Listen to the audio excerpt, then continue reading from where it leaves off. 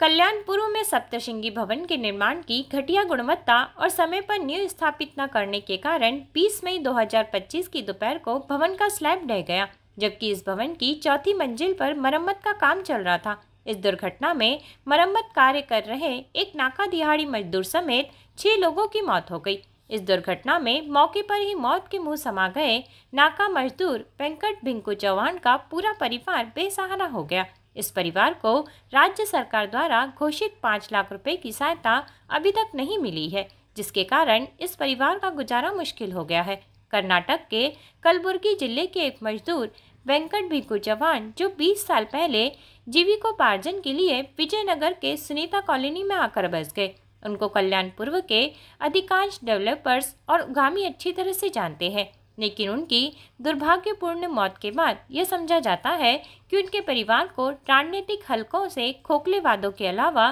कोई मदद नहीं मिल रही है। राज्य सरकार ने इस दुर्घटना में मरने वाले प्रत्येक व्यक्ति के परिजनों को 5 लाख रुपए मुआवजा देने की घोषणा भी की थी, लेकिन ये सहायता भी अभी तक कागजों तक ही सीमित रह गई है।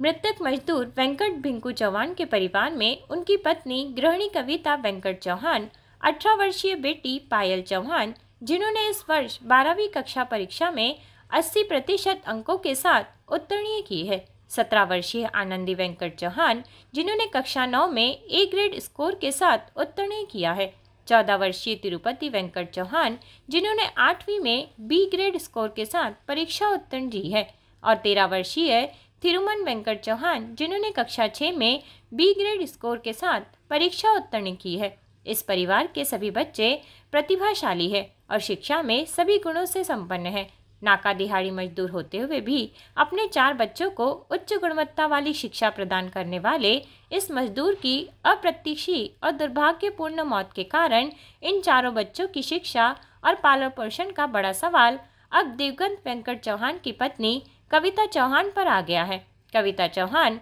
उम्मीद जता रही है कि सरकार द्वारा घोषित 5 लाख रुपए की सहायता जल्द से जल्द मिल जाएगी, जिससे इस आर्थिक संकट से कुछ हद तक निपटा जा सकता है।